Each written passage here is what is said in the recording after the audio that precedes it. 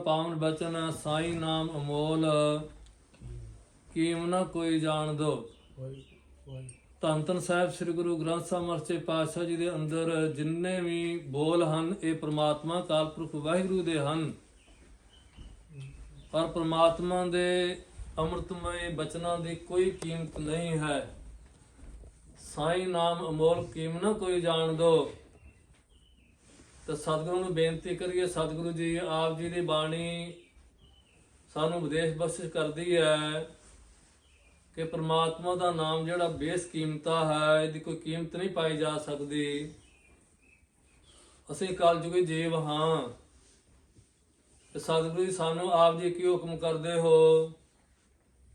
ਤੇ ਸਤਿਗੁਰੂ ਕਹਿੰਦੇ ਐ ਗੁਰੂ ਕੇ ਸਿੱਖਾ, ਪ੍ਰਮਾਤਮਾ ਦੇ ਅੰਮ੍ਰਿਤਮਈ ਬੋਲ ਗੁਰੂ ਦੀ ਬਾਣੀ ਬੜੀ ਮਹਿੰਗੀ ਹੈ, ਇਹਦੀ ਕੋਈ ਕੀਮਤ ਨਹੀਂ ਹੈ। ਸਾਈ ਨਾਮ ਅਮੋਲ ਕੀਮ ਨਾ ਕੋਈ ਜਾਣ ਦੋ। ਜਿੰਨਾ ਭਾਗ ਮਥਾ ਹੈ ਸੇ ਨਾਨਕ ਹਰ ਰੰਗ ਮਾਣ ਦੋ। ਪਰ ਜਿਨ੍ਹਾਂ ਦੇ ਚੰਗੇ ਭਾਗ ਹਨ ਉਹ ਗੁਰੂ ਦੀ ਬਾਣੀ ਦਾ ਆਨੰਦ ਮਾਣਦਾ ਹੈ, ਉਹ ਗੁਰੂ ਦੀ ਬਾਣੀ ਨਾਲ ਜੁੜਦਾ ਹੈ। ਮੇਰਾ ਕਹਿਣ ਦਾ ਭਾਵ ਗੁਰਬਾਣੀ ਤਾਂ ਸਾਰੀ ਮਹਿੰਗੀ ਹੈ ਪਰ ਸਾਡੀ ਤੁਛ ਬੁੱਧੀ ਹੈ। ਬਹੁਤੀ ਬਾਣੀ ਤਾਂ ਸਰਲ ਅਰਥਾਂ ਵਿੱਚ ਲਿਖੀ ਹੋਈ ਹੈ ਪਰ ਕੁਝ ਬਾਣੀ ਜਿਹੜੀ ਆ ਉਹ ਸਾਡੀ ਬੋਲੀ ਤੋਂ ਬਾਹਰ ਹੈ, ਸਾਡੀ ਭਾਸ਼ਾ ਤੋਂ ਬਾਹਰ ਹੈ। ਜਿਹੜੀ ਇਹ ਭਾਸ਼ਾ ਨਹੀਂ ਪੜ੍ਹੀ ਹੋਈ, ਜਿਸ ਤਰ੍ਹਾਂ ਸੰਸਕ੍ਰਿਤੀ ਹੈ, ਸੰਸਕ੍ਰਿਤ ਅਸੀਂ ਨਹੀਂ ਪੜ੍ਹੀ ਹੋਈ। ਇਸ ਕਰਕੇ ਇਸ ਭਾਸ਼ਾ ਵਿੱਚ ਬਾਣੀ ਹੋਰ ਮਹਿੰਗੀ ਹੈ। ਭਾਵ ਕਿ ਜਿਨ੍ਹਾਂ ਤੇ ਸਤਿਗੁਰੂ ਕਿਰਪਾ ਕਰਦਾ ਤਰੁੱਠਦਾ ਹੈ ਉਹੀ ਗੁਰੂ ਦੀ ਸੰਗਤ ਵਿੱਚ ਆ ਕੇ ਧੰਨ ਗੁਰੂ ਗ੍ਰੰਥ ਸਾਹਿਬ ਮਰਚੇ ਪਾਤਸ਼ਾਹ ਜੀ ਦੀ ਬਾਣੀ ਨਾਲ ਜੁੜਦਾ ਹੈ। ਕਿਉਂਕਿ ਗੁਰਬਾਣੀ ਅਕਾਲ ਪੁਰਖ ਵਾਹਿਗੁਰੂ ਦਾ ਸਰਗੁਣ ਸਰੂਪ ਹੈ। ਵਾਹ ਵਾਹ ਬਾਣੀ ਨਿਰੰਕਾਰ ਹੈ ਤਿਸ ਜੇਵ ਅਵਰ ਨਾ ਕੋਏ। ਅਕਾਲ ਪੁਰਖ ਵਾਹਿਗੁਰੂ ਪ੍ਰਮਾਤਮਾ ਦਾ ਸਰਗੁਣ ਸਰੂਪ ਹੈ ਗੁਰੂ ਦੀ ਬਾਣੀ, ਜਿਸ ਵਰਗਾ ਸੰਸਾਰ ਤੇ ਨਾ ਕੋਈ ਹੈ ਨਾ ਕੋਈ ਹੋਏਗਾ। ਕਿਉਂਕਿ ਗੁਰੂ ਗ੍ਰੰਥ ਸਾਹਿਬ ਮਰਚੇ ਪਾਤਸ਼ਾਹ ਦਾ ਪਾਵਨ ਬਚਨ ਹੈ, ਸਦਾ ਸਦਾ ਸੋ ਸੇਵੀਐ ਜੋ ਸਭ ਮੈਂ ਰਹਾ ਸਮਾਏ। ਐ ਜੀਵ ਐ ਮਨੁੱਖ ਤੂੰ ਸਦਾ ਉਹਦੇ ਸੇਵਾ ਚ ਰਹੋ, ਉਹਦੇ ਸਿਮਰਨ ਚ ਰਹੋ ਜਿਹੜਾ ਸਦੀਵ ਕਾਲ ਲਈ ਕਾਇਮ ਰਹਿਣ ਵਾਲਾ ਹੈ, ਜਿਹੜਾ ਸਾਰੀ ਜਗ੍ਹਾ ਤੇ ਸਮਾਇਆ ਹੋਇਆ, ਰਮਿਆ ਹੋਇਆ, ਵਿਆਪਕ ਹੈ, ਹਾਜ਼ਰ ਨਾਜ਼ਰ ਹੈ, ਸਦੀਵ ਕਾਲ ਲਈ ਕਾਇਮ ਰਹਿਣ ਵਾਲਾ ਹੈ। ਉਹ ਕੌਣ ਹੈ? ਧੰਨ ਗੁਰੂ ਗ੍ਰੰਥ ਸਾਹਿਬ ਮਰਚੇ ਪਾਤਸ਼ਾਹ ਜੀ ਦੱਸਦੇ ਹਨ ਇਹ ਸਦਾ ਸਦਾ ਸੋ ਸੇਵੀ ਜੋ ਸਭ ਮੈਂ ਰਹਾ ਸਮਾਏ। ਅਵਰ ਦੂਜਾ ਕੋ ਸੇਵੀ ਹੈ ਜੰਮੇ ਤਾਂ ਮਰ ਜਾਏ। ਦੂਜੇ ਦੀ ਸੇਵਾ ਵਿੱਚ ਸਿਮਰਨ ਵਿੱਚ ਕਿਉਂ ਰਹੀਏ ਜਿਹੜਾ ਆਪ ਹੀ ਜਨਮ ਤੇ ਮਰਨ ਵਿੱਚ ਆਉਂਦਾ ਹੋਵੇਗਾ। ਇਸ ਕਰਕੇ ਸਦੀਵ ਕਾਲ ਲਈ ਕਾਇਮ ਰਹਿਣ ਵਾਲਾ ਕੇਵਲ ਪ੍ਰਮਾਤਮਾ ਦਾ ਨਾਮ ਹੈ, ਸਿਮਰਨ ਹੈ ਤੇ ਸ਼ਬਦ ਹੈ ਗੁਰੂ ਦਾ। ਤੇ ਧੰਨ ਗੁਰੂ ਗ੍ਰੰਥ ਸਾਹਿਬ ਮਰਚੇ ਪਾਤਸ਼ਾਹ ਜੀ ਦੱਸਦੇ ਹਨ ਸਤਿਗੁਰ ਮੇਰਾ ਸਦਾ ਸਦਾ ਨਾ ਆਵੇ ਨਾ ਜਾਏ। ਉਹ ਅਬਨਾਸੀ ਪੁਰਖ ਹੈ ਸਭ ਮੈਂ ਰਹਾ ਸਮਾਏ। ਇੱਕ ਸ਼ਬਦ ਗੁਰੂ ਹੈ ਜਿਹੜਾ ਸਾਡੀ ਜੀਵਾਂ ਦੀ ਸਦੀਵ ਕਾਲ ਲਈ ਰਹਿਨੁਮਾਈ ਕਰਨ ਵਾਲਾ ਹੈ।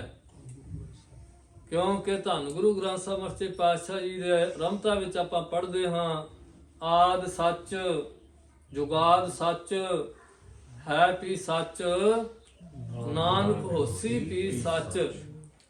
ਭਾਵ ਕਿ ਪਿਛਲੇ ਸਮੇਂ ਵਿੱਚ ਵੀ ਹੈ, ਹੁਣ ਵੀ ਹੈ, ਆਉਣ ਵਾਲੇ ਸਮੇਂ ਵਿੱਚ ਵੀ ਹੈ।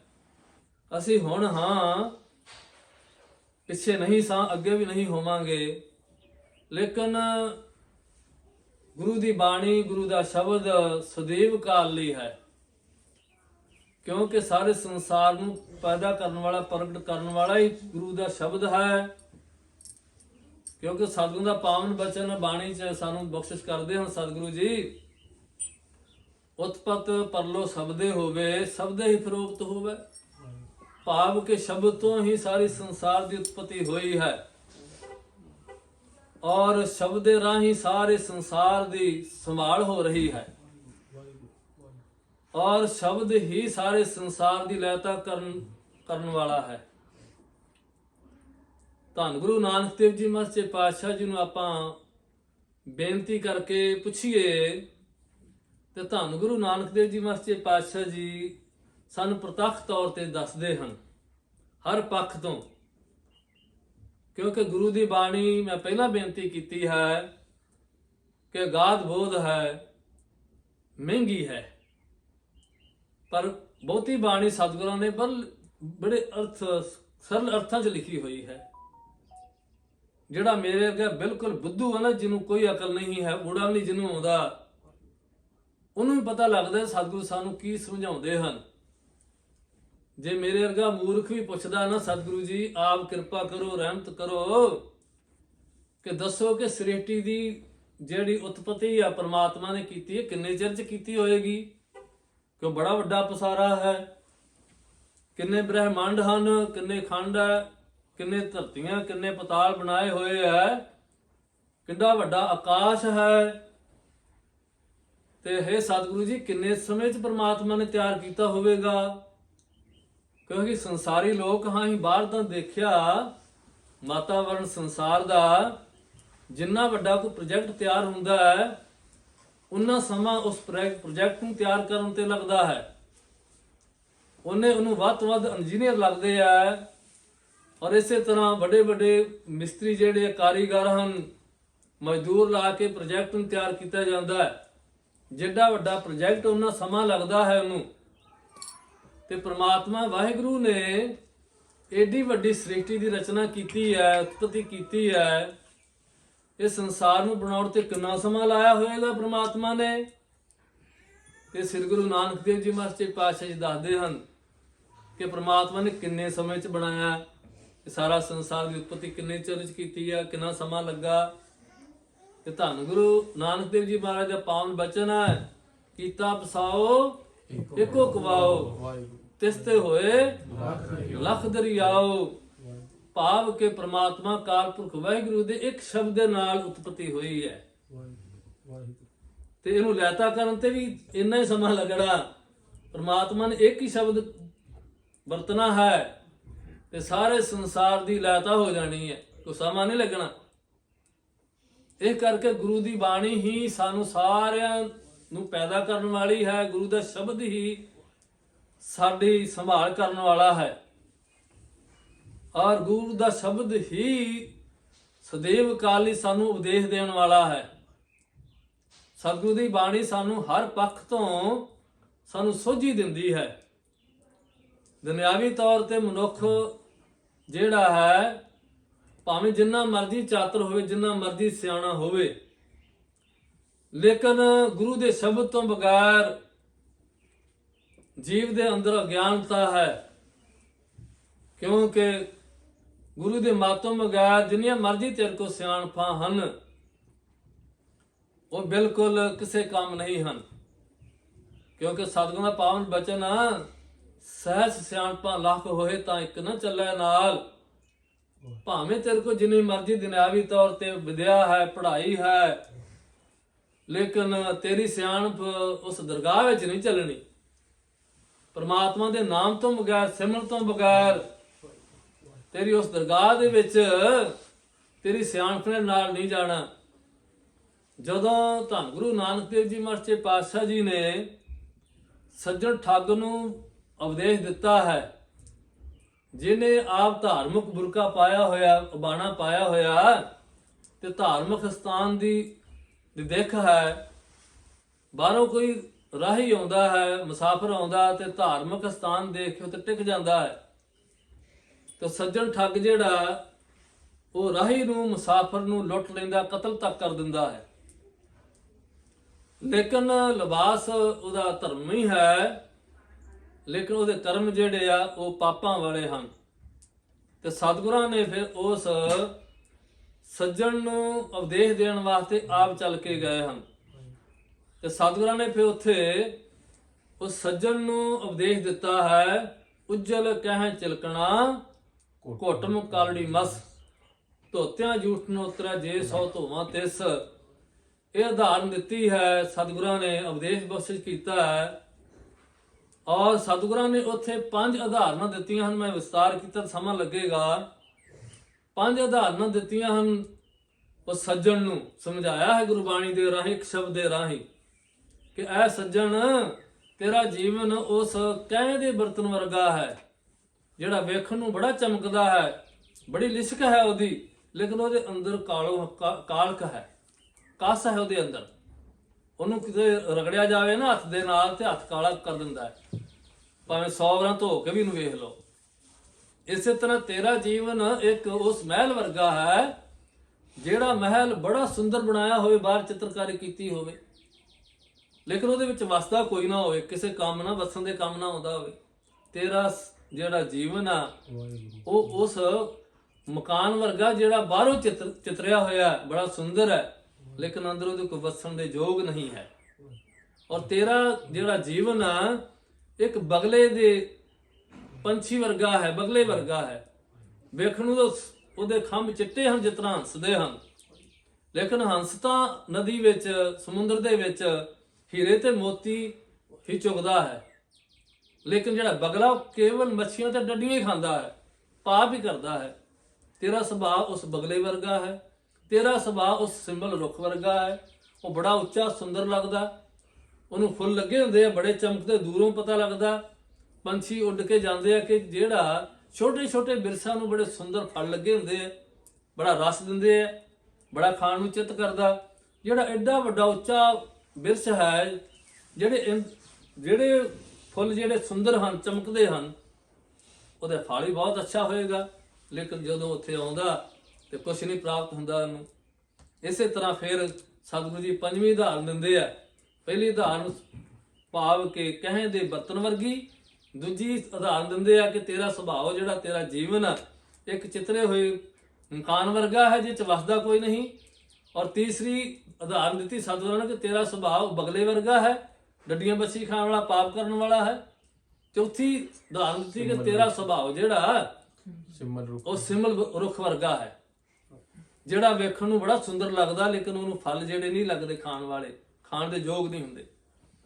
ਇਹ ਚਾਰ ਉਦਾਹਰਨਾਂ ਦਿੱਤੀਆਂ। ਪੰਜਵੀਂ ਉਦਾਹਰਨ ਦਿੱਤੀ ਕਿ ਜਿਸ ਤਰ੍ਹਾਂ ਕੋਈ ਅੱਖਾਂ ਤੋਂ ਮਨਾਖਾ ਹੋਵੇ, ਅੰਨਾ ਹੋਵੇ, ਲੇਕਿਨ ਰਸਤਾ ਵਿਖੜਾ ਹੋਵੇ, ਔਰ ਟੇਢਾ ਰਸਤਾ ਹੋਵੇ, ਵਿਖੜਾ ਰਸਤਾ ਹੋਵੇ, ਅੱਖਾਂ ਤੋਂ ਅੰਨਾ ਹੋਵੇ ਤੇ ਸਿਰ ਦੇ ਉੱਤੇ ਭਾਰ ਵੀ ਹੋਵੇ, ਤੇ ਭਲਾ ਉਹ ਕਿਸ ਤਰ੍ਹਾਂ ਮੰਜ਼ਿਲ ਹਾਸਲ ਕਰ ਸਕਦਾ, ਕਿਸ ਤਰ੍ਹਾਂ ਸਫ਼ਰ ਕਰ ਸਕਦਾ ਹੈ, ਉਹ ਕਿਸ ਤਰ੍ਹਾਂ ਉਸ ਰਸਤੇ ਨੂੰ ਤੈਅ ਕਰ ਸਕਦਾ? ਅੱਖਾਂ ਤੋਂ ਅੰਨਾ ਦਿਖਦਾ ਨਹੀਂ ਹੈ, ਰਸਤਾ ਵਿਖੜਾ ਹੈ, ਸਿਰ ਤੇ ਭਾਰ ਹੈ, ਤਿੰਨ ਗੱਲਾਂ ਹਨ। ਵਿਖੜੇ ਰਸਤੇ ਵਿੱਚ ਤਾਂ ਅੱਖਾਂ ਵਾਲਾ ਦਾ ਵੀ ਭਾਰ ਚੁੱਕ ਕੇ ਤੁਰਨਾ ਔਖਾ, ਅੱਖਾਂ ਨਾ ਹੋਣ ਤੇ ਫੇਰ। ਇਸੇ ਤਰ੍ਹਾਂ ਤੇਰਾ ਸੁਭਾਅ ਜਿਹੜਾ ਉਸ ਅੰਨੇ ਪੁਰਸ਼ ਵਰਗਾ, ਇੱਕ ਤੂੰ ਗਿਆਨ ਤੋਂ ਅੰਨਾ ਹੈ, ਤੂੰ ਗੁਰੂ ਦਾ ਸ਼ਬਦ ਨਹੀਂ ਪ੍ਰਾਪਤ ਕੀਤਾ, ਪਰਮਾਤਮਾ ਦਾ ਸਿਮਰਨ ਨਹੀਂ ਕੀਤਾ, ਦੂਜਾ ਤੂੰ ਪਾਪਾਂ ਦਾ ਪਾਪ ਦੀ ਪੰਡ ਜਿਹੜੀ ਉਹ ਸਿਰ ਤੇ ਰੱਖੀ ਹੈ। ਇਹ ਜਿਹੜਾ ਭੌਜਲ ਸੰਸਾਰ ਦਾ ਵਿਖੜਾ ਰਸਤਾ ਹੈ, ਕਿਤਨਾ ਤੈਅ ਕਰਕੇ ਪਹੁੰਚੇਗਾ ਆਪਣੀ ਮੰਜ਼ਿਲ ਤੇ, ਪਰਮਾਤਮਾ ਦੇ ਘਰ ਵਿੱਚ? ਆਪਣੇ ਆਪ ਨੂੰ ਚਤਰਾਈ ਨਾਲ ਸੇਵਾ ਕਰਦਾ, ਬਾਣਾ ਧਰਮ ਵਾਲਾ ਪਾਇਆ ਹੋਇਆ, ਲਿਬਾਸ ਤੇਰਾ ਧਰਮੀ ਹੈ, ਔਰ ਵੇਖਣ ਨੂੰ ਤੂੰ ਧਰਮੀ ਲੱਗਦਾ, ਕਰਮ ਤੇਰੇ ਪਾਪਾਂ ਵਾਲੇ ਆ, ਪਾਪੀਆਂ ਨੂੰ ਵੀ ਭੈੜੇ ਹਨ।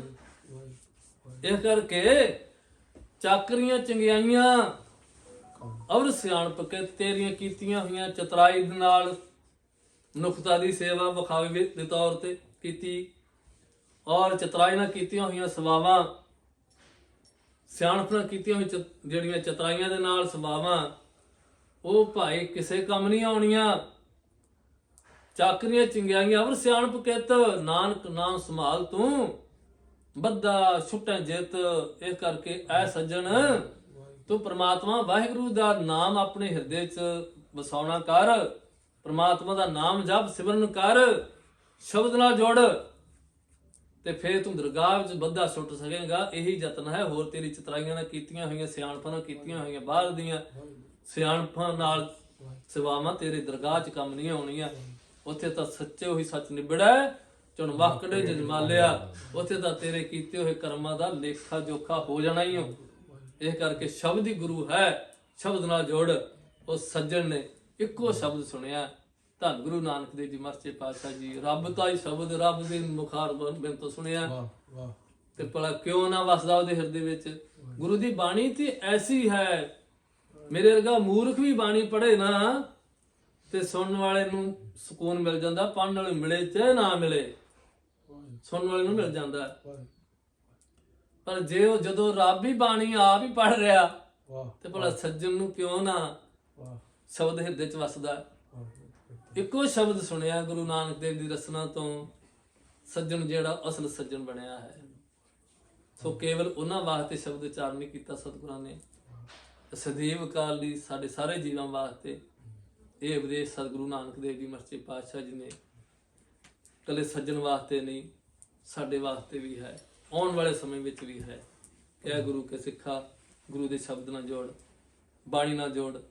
ਇੱਕ ਸ਼ਬਦ ਮੇਰੇ ਪ੍ਰਾਣ ਵਸਦਾ ਹੈ, ਬੌੜ ਜਨਮ ਨਾ ਆਵਾ। ਫਿਰ ਇੱਕ ਸ਼ਬਦ ਹੀ ਤੇਰੇ ਹਿਰਦੇ ਚ ਵਸ ਗਿਆ ਕਿ ਮਨੁੱਖਾ ਜੀਵਨ ਤੇਰਾ ਸਫਲ ਹੋ ਜਾਵੇਗਾ, ਜੰਮਣ ਮਰਨ ਤੇਰਾ ਮਿਟ ਜਾਏਗਾ। ਸੋ ਆਪ ਸਾਰੇ ਰੱਬ ਵਰਗੀਆਂ ਸੰਗਤਾਂ ਹੋ। ਮੈਂ ਇੱਕ ਗੁਰੂ ਘਰ ਦਾ ਨਿਕੰਮਾ ਕੂਕਰ ਹਾਂ, ਸੇਵਾਦਾਰ ਹਾਂ। ਔਰ ਧੰਨ ਗੁਰੂ ਰਾਮਦਾਸ ਮਰਚੇ ਪਾਤਸ਼ਾਹ ਜੀ ਨੇ ਤਰਸ ਕਰਕੇ ਭਾਵੇਂ ਸੇਵਾਵਾਂ ਲਈਆਂ, ਬਿਨਾਂ ਯੋਗਤਾ ਤੋਂ ਸੇਵਾਵਾਂ ਲਈਆਂ। ਔਰ ਆਪ ਧੰਨ ਗੁਰੂ ਗ੍ਰੰਥ ਸਾਹਿਬ ਮਰਚੇ ਪਾਤਸ਼ਾਹ ਜੀ ਨਾਲ ਜੁੜੇ ਹੋ। ਆਪ ਅਭਿਆਸ ਵਾਲੇ ਹੋ, ਕਮਾਈ ਕਰਨ ਵਾਲੇ ਹੋ। ਮੇਰੇ ਵਰਗਾ ਤੁਸ ਬੁੱਧੀ ਵਰਗਾ ਧਰਮ ਨਾਲ ਕੀ ਬਚਨਾਂ ਦੀ ਸਾਂਝ ਕਰ ਸਕਦਾ ਹੈ। ਆਪ ਨੂੰ ਮੇਰੇ ਤੋਂ ਪਹਿਲਾਂ ਗਿਆਨੀ ਸਪਰੀਤ ਸਿੰਘ ਜੀ ਨੇ, ਜੋ ਹਰ ਮਹੀਨੇ ਇਸ ਸਮਾਗਮ ਵਿੱਚ, ਗੁਰਮਤਿ ਸਮਾਗਮ ਵਿੱਚ ਆਪ ਹਾਜ਼ਰੀ ਭਰਦੇ ਹੋ, ਔਰ ਗੁਰੂ ਦੀ ਬਾਣੀ ਦੇ ਨਾਲ, ਕੀਰਤਨ ਦੇ ਰਾਹੀਂ, ਕਥਾ ਵਿਚਾਰ ਦੇ ਰਾਹੀਂ ਆਪ ਧੰਨ ਗੁਰੂ ਗ੍ਰੰਥ ਸਾਹਿਬ ਮਰਚੇ ਪਾਤਸ਼ਾਹ ਚਰਨਾਂ ਨਾਲ ਜੁੜਦੇ ਹੋ।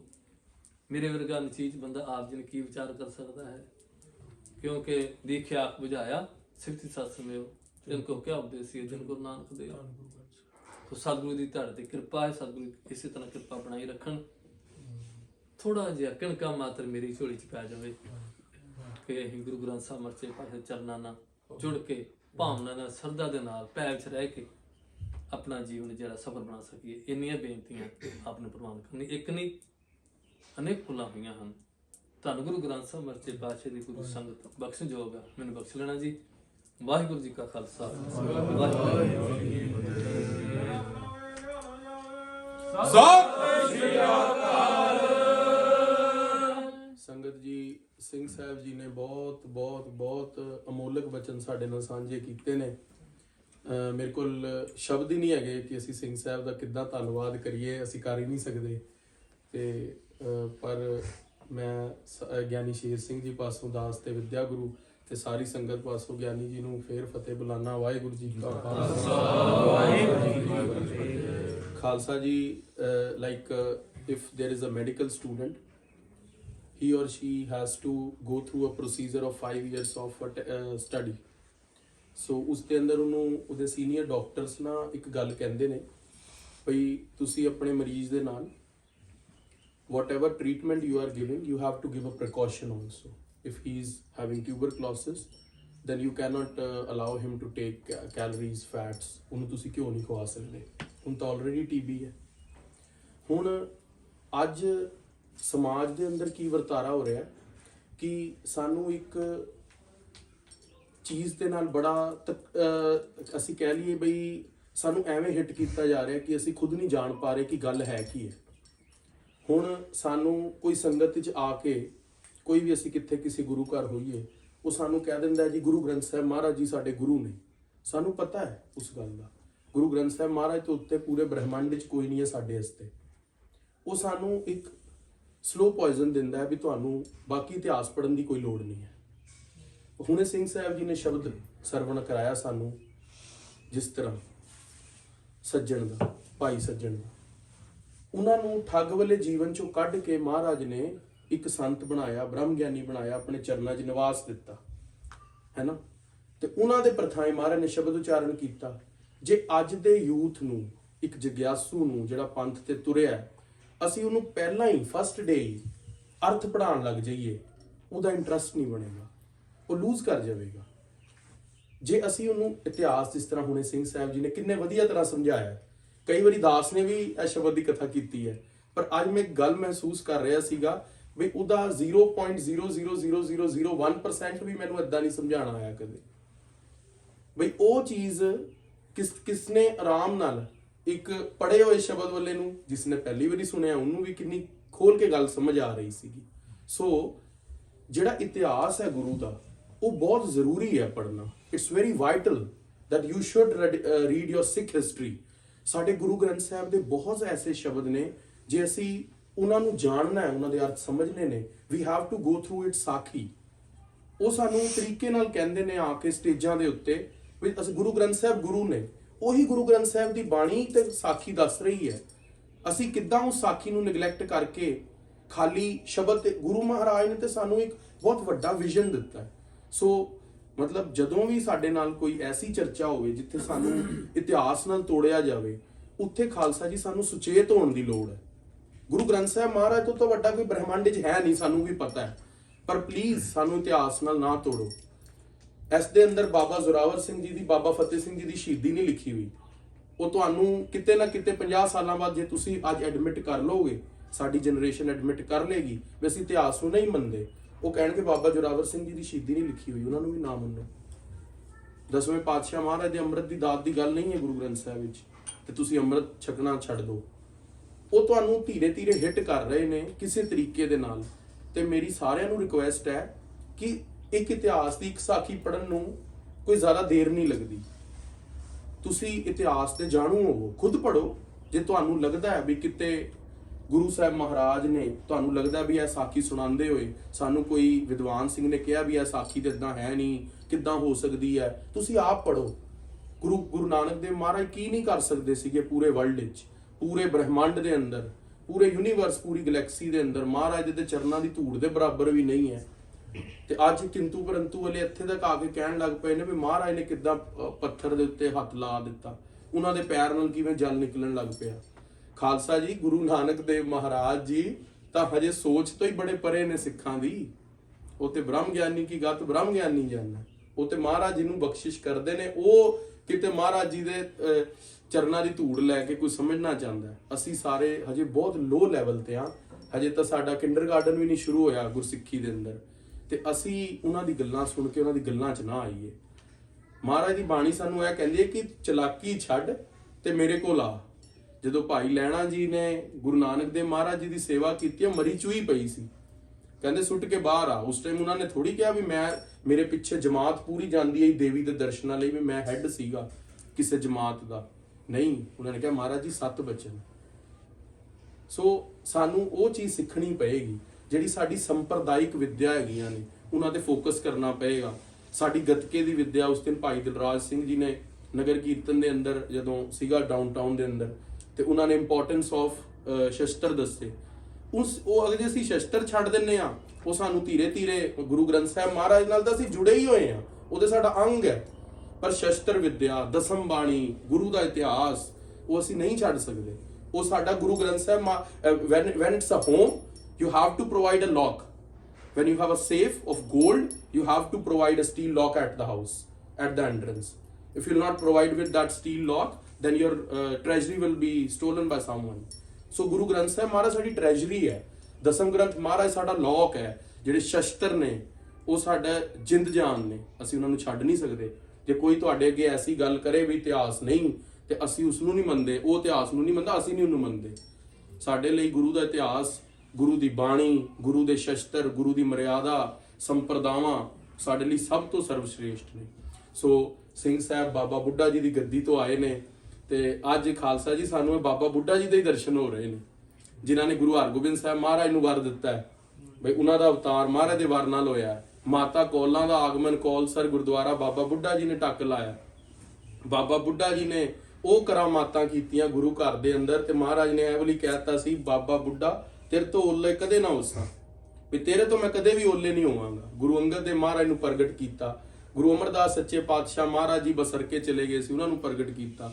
6ਵੇਂ ਪਾਤਸ਼ਾਹ ਨੇ ਹੱਥੀਂ ਸੰਸਕਾਰ ਕੀਤਾ ਉਹਨਾਂ ਦਾ ਸਰੀਰਿਕ ਰੂਪ ਵਿੱਚ। ਸੋ ਮਹਾਰਾਜ ਜੀ ਉਹਨਾਂ ਦੀ ਗੱਦੀ ਤੋਂ ਆਏ ਨੇ। ਸਿੰਘ ਸਾਹਿਬ ਜੀ, ਹੁਣ ਅਸੀਂ ਸਾਰਿਆਂ ਨੇ ਆਨੰਦ ਸਾਹਿਬ ਦਾ ਪਾਠ ਕਰਨਾ ਹੈ। ਭਾਈ ਸਾਹਿਬ ਨੂੰ ਬੇਨਤੀ ਹੈ ਕੀਰਤਨ ਰੂਪ ਵਿੱਚ ਜੇ ਆਨੰਦ ਸਾਹਿਬ ਦਾ ਪਾਠ ਕਰ ਦੇਣ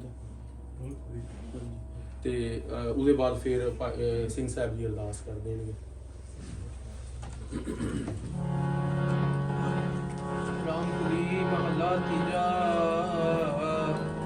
ਆਨੰਦ ਓੰਕਾਰ ਸਤਿਗੁਰ ਪ੍ਰਸਾਦ।